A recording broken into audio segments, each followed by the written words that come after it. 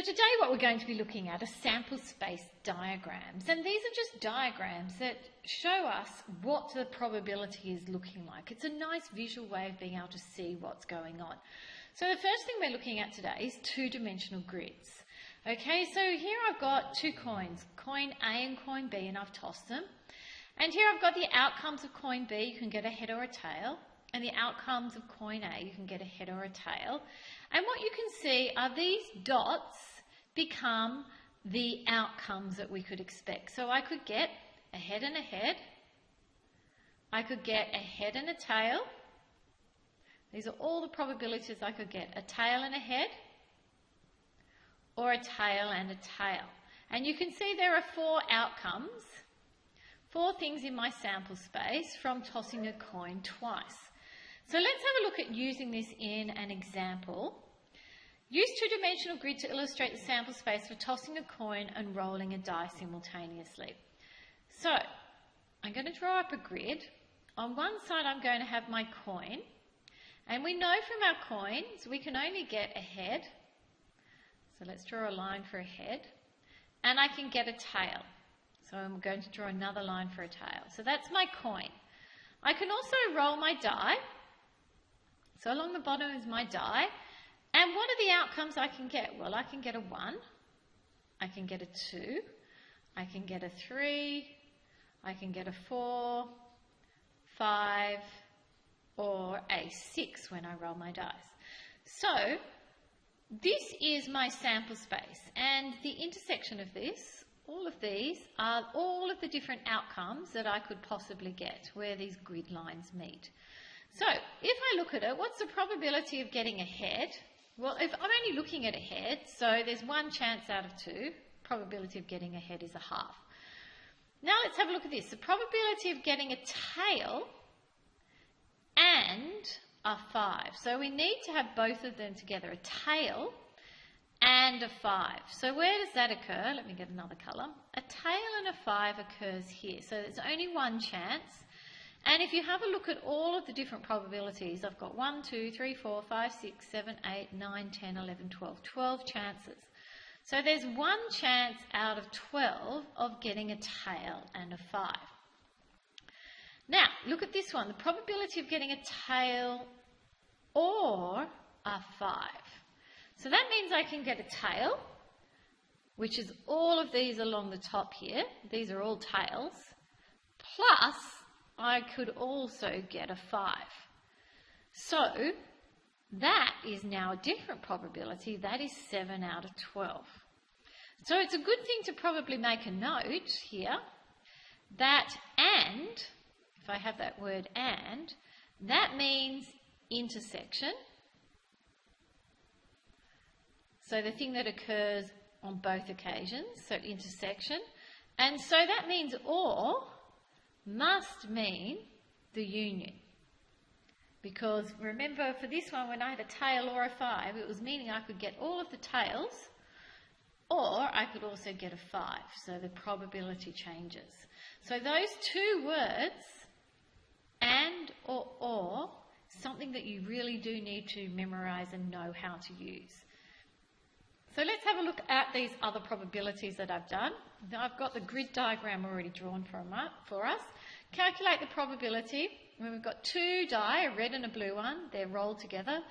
And we're looking for the probability that the total score is a 7. So that means when I add the two die together, I'm actually going to get a 7. So to get a 7, 1 and 6 would give me a 7. 2 and 5 would give me a 7. 3 and 4, and so on. And you can see that a 7 occurs 6 times out of, and there's 36 altogether, 6 out of 36, which gives me a probability of 1 out of 6. So let's have a look at my next example. We're looking for the probability that the number comes up the same on both dice. So we're looking for the probability of the same. So that means we want a 1, 1, a 2, 2, 3, 3, 4, 4, 5, 5, and 6, 6. So once again, I have 6 ways out of 36, because there's 36 total outcomes, which is 1 out of 6 again. Now we want now probability that the difference is 1. So the probability that the difference between the two die is 1. So 2 take away 1 is 1. And 3 take away 2 is 1. And 4 take away 3 is 1. I'm not sure why this erased itself. And then 6 take away 5 is 1. But we could also do a little bit more, because we could do 2 take away 1, so we could do it from the other die, the other way around, because it's not telling us which order I have to do it in. And so you can see there's quite a few numbers that come up. So if we work that out, it's 10 times it occurs out of 36. And once again, it's a fraction that needs to be simplified, so it becomes 5 out of 18. So we have 2 more questions.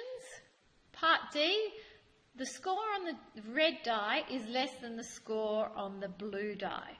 So we want the score on the red die to be less than the score on the blue die. So here is my red die here. So 1 and 1, that means it's the same.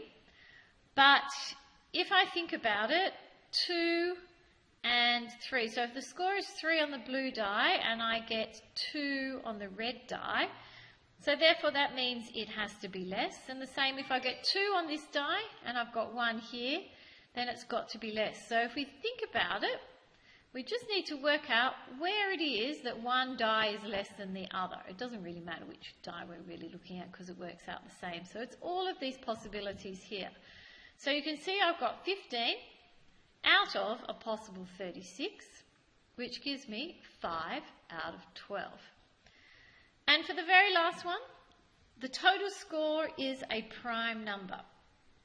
So if you think about prime numbers are numbers that have only 2 factors, themselves and 1. So if the total score is a prime number, then 6 plus 1 is 7. So anything that's a 7 is a prime number. So that's something we can fill in straight away. Anything that adds to 7 is a prime number. Another one would be 5. So if you add to 5, because 5 is also a prime number. 2 is also a prime number because it only has itself and 1. And 3 is also a prime number. And I've got 6 and 5 is 11, that's a prime number, and 6 and 5 is 11. So here are all my prime numbers that I've got here. This one I think has dropped off, hasn't it? So if we look at this once again, we have 15 out of 36, which is 5 out of 12. Have a go at doing all of this work, and if you've got any questions, you know where to find me.